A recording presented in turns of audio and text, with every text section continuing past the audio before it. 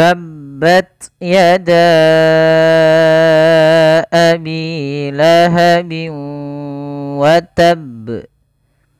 Pada bacaan tabbat yada, di sini ada huruf ta yang dia berharakat sukun, maka ini harus kita baca dengan bacaan yang pada huruf ta itu ada sifat hamesnya, sifat hames. Apa itu hames? Hames yaitu jaroyanu an-nafas, mengalirnya nafas. Nah, tapi untuk huruf ta sendiri tidak terlalu banyak, tidak sampai dibaca tabbat yada atau misalnya tabbat yada, itu terlalu banyak. Cukup saja sedikit saja tabbat, tabbat ya, tabbat yada, tabbat yada da. Kemudian pada lafal yada abi, di sini ada hukum tajwid berupa mad jaiz munfasil. Apa itu mad jaiz munfasil? Mad jaiz yaitu kalau kita uraikan satu persatu, mad panjang, jaiz boleh, munfasil artinya terpisah. Akan tetapi secara istilah yaitu mad jaiz munfasil adalah mad yang terjadi apabila ada huruf hamzah datang setelah huruf mad. Di sini da-nya awalnya 2 harakat karena datang setelahnya huruf hamzah, maka ada tanda yang seperti ini. Tanda seperti ini. Ini menandakan bahwasanya ini dia kita baca dengan panjang 4 harakat kalau ada hamzah. Maka pada lafal da ketemu dengan hamzah di lain kata dinamakan dengan mad jaiz munfasil. Panjang yang 4 harakat atau 5 harakat dari jalur Imam Syatibi. Maka tabbat yada abi, baru dibaca abi pada lafal bi. Di sini ada kasrah bertemu dengan ya, kita namakan dengan mad tabi'i. Panjangnya yaitu 2 harakat. Kemudian lahabiu, lahabiu wa tab, lahabiu wa tab, lahabiu wa tab ya. Di sini kemudian pada lafal bin ketemu wa ada hukum tajwid berupa bacaan idgham bi gunnah. Idgham artinya idkhal, memasukkan ya, maka memasukkan idgham. Bi gunnah atau ya di sini idgham ma'al gunnah, yaitu idgham yang disertai dengan gunnah, yaitu cara membacanya yaitu masukkan suara tanwinnya bin ketemu wa, dimasukkan ke huruf waw dan ditahan karena disertai dengan gunnah. Lahabiu wa, bukan lahabiu wa tapi lahabiu wa karena dia masuk gunnah, masuk ke rongga hidung. Kemudian di sini ini idghamnya juga kita namakan dengan idgham naqis. Tidak secara utuh hilang apa namanya tanwinnya, tapi masih menyisakan ada gunnahnya. Lahabiu, lahabiu watab. Kemudian pada lafal watab di sini ada qalqalah pada huruf ba. Akan tetapi perlu difahami di sini karena di sini ba-nya itu berharakat tasydid, maka kita tekan dulu huruf ba-nya baru dimatikan di huruf ba-nya. Watab ya, watab, watab ya, maka lahabi watab. Kesalahan yang membaca dalam qalqalah adalah tidak memantulkannya, misalnya lahabi watab. Atau yang kedua menambahkan hamzah, misalnya lahabi watab. Nah, ada tambahan hamzah. Ini tidak. Nah, itu kurang tepat ketika kita tambahkan dengan huruf hamzah. Maka kita coba ulang ayat pertama. Tabbat yada abi lahabin wa tab. Kemudian ayat yang kedua, ma aghna anhu maluhu wa ma kasab. Pada lafal ma aghna di sini ada bacaan mad jaiz kembali, yaitu adanya huruf hamzah yang datang setelah huruf mad dan hamzah tersebut di lain kata. Maka kita namakan dengan mad jaiz munfasil. Maka huruf ma-nya kita panjangkan dulu 4 harokat atau 5 harokat. Ma'auna, tapi jangan terlalu panjang sampai 6 harokat atau 7 harokat dan sebagainya. Cukup 4 harokat saja. Kemudian pada lafal ghain, hati-hati jangan memantulkan ghain, karena kesalahan yang sering terjadi yaitu dia banyak yang memantulkan huruf ghain. Misalnya ma'aguna, aguna itu jadi memantul. Harusnya dia dialirkan suaranya. Ma'aguna, ma'aguna anhu maluh. Kemudian pada lafal na ada mad tabi'i yaitu adanya fathah bertemu alif, panjangnya 2 harakat. Kemudian anhu maluhu, di sini ada nun sukun bertemu dengan ha, maka kita namakan dengan izhar. Izhar. Yaitu suara nunnya dibaca dengan jelas karena dia bacaan izhar. Izhar adalah jelas, dijelaskan suara nunnya, maka ikhraju kull harfin min akhrajihi, mengeluarkan seluruh mengeluarkan huruf itu daripada makhrajnya inda harfil madhar, yaitu ketika huruf yang dijelaskan, yaitu di sini huruf nunnya. Maka ma'aghna anhu maluh, tidak ditahan, anhu ma tidak. Kemudian pada lafal ma ada mad tabi'i lagi, yaitu fathah bertemu alif, panjangnya 2 harakat. Kemudian maluhu wa ma kasab. Pada lafal luhu, di sini ada mad silah qasirah, yaitu berkaitan dengan hak dhamir. Mad silah qasirah terjadi apabila adanya hak dhamir kemudian ada tanda waw kecil setelahnya di sini, maka dia dinamakan dengan hak dhamir. Sedangkan yang di sini tidak dinamakan dengan mad silah qasirah. Panjangnya 2 harakat untuk hu yang kedua.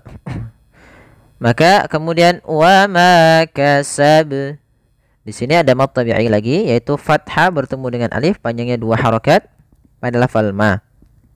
Kemudian kasab, nah di sini qalqalah kubra, yaitu qalqalah yang terjadi di akhir bacaan kita. Qalqalah adalah terbagi dari besar kecilnya, yaitu qalqalah kubra dan sughra. Maka cara membaca qalqalah juga hati-hati, jangan sampai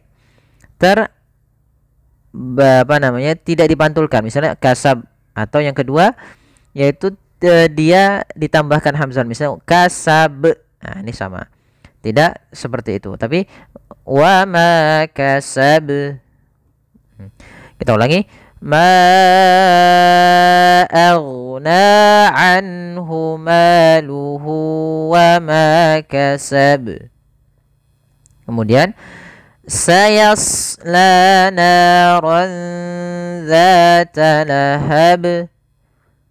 Di sini pada lafal shad tebal, karena huruf shad salah satu sifatnya adalah isti'la, yaitu pangkal lidah terangkat.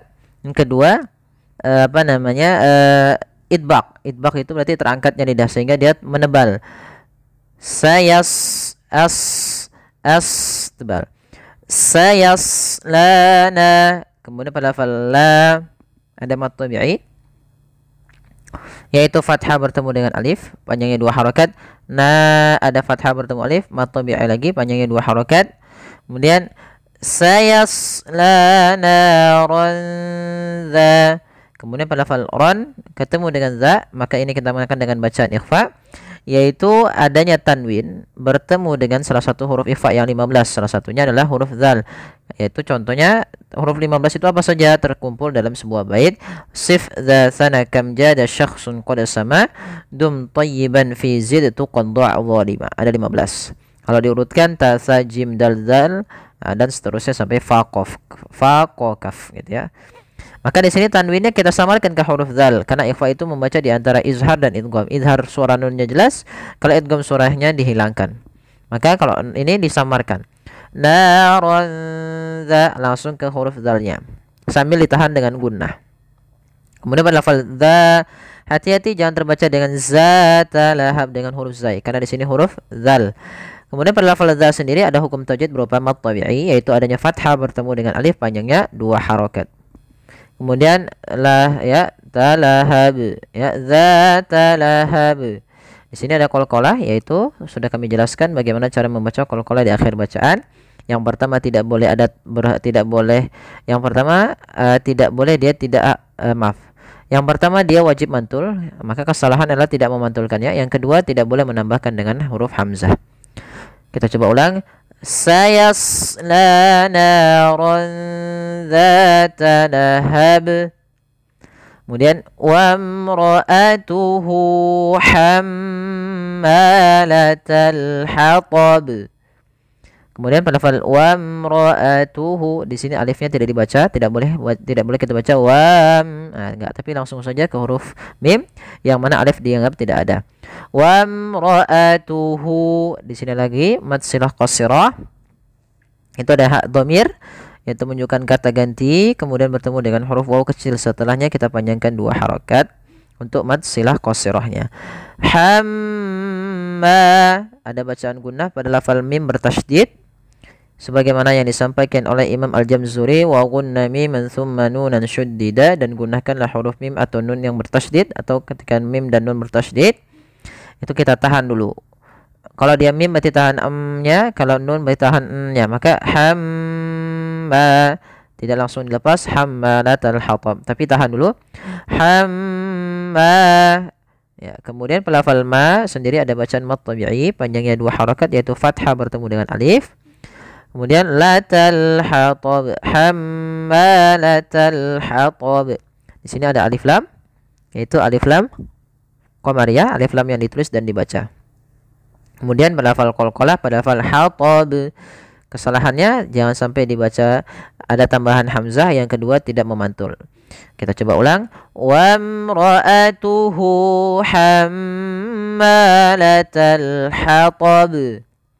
Kemudian ayat terakhir, fi jidha hablum mim masad. Kemudian pada lafal fi ada mad tabi'i, yaitu kasrah bertemu dengan huruf ya, panjangnya 2 harakat. Kemudian ji ada kasrah bertemu dengan huruf ya, panjangnya 2 harakat. Kemudian pada lafal ha ada mad tabi'i, yaitu panjangnya 2 harakat, fathah bertemu alif, maka suara fi ji dan ha harus sama. Fi jidha. Kemudian hablum. Di sini ada qalqalah. Qalqalah kalau dia di tengah kita namakan dengan qalqalah sughra. Qalqalah yang memantul tapi dia tidak tidak boleh. Yang pertama tidak boleh adanya saktah berhenti. Kedua penambahan hamzah atau tidak mantul, misalnya hablum, atau misalnya kalau sakta hablum, atau misalnya dia sakta ngambil nafas, tidak meskipun dia berhenti tapi tidak ngambil nafas, misalnya dia berhenti hablum, ini salah juga. Atau menambahkan hamzah, misalnya ada tambahan hamzah sukunnya tapi dia tidak ada ketiganya, yaitu hablum, langsung saja. Kemudian di sini ada tanwin ketemu dengan mim, ya, kemudian ada nun mati bertemu dengan mim. Keduanya kita namakan dengan bacaan idgham bi gunnah. Idgham bi gunnah terjadi apabila ada fathatain, kasratain, dhammatain atau nun sukun bertemu dengan 4 huruf, yaitu terkumpul dalam kata yanmu. Ya, yanmu, ya, nun, mim, waw. Maka apabila ada huruf terletak setelah tanwin atau nun sukun ketemu dengan 4 huruf ya, nun, mim, waw, maka cara membacanya masukkan langsung. Maka di sini awalnya hablun, karena ketemu mim masuk ke mim, tanwinnya hilang. Hablum mim masad. Ya, masukkan kedua-duanya dan ditahan. Kemudian pada lafal masad, di sini ada qalqalah lagi, yaitu tidak boleh ditambah hamzah atau dia tidak dipantulkan. Ini kesalahan ketika membaca huruf-huruf qalqalah. Maka fi jidha hablum mim masad. Kita coba ulang ayat pertama sampai terakhir. Tabbat yada abi lahabin wa tab. Ma aghna anhu maluhu wa ma kasab. Sayasla naran dzata lahab. Wa imra'atuhu hammalatal hatab. fi jidha hablum min masad. Ya, sadaqallahul azim. Ya, semoga bermanfaat. Jazakumullahu khairan.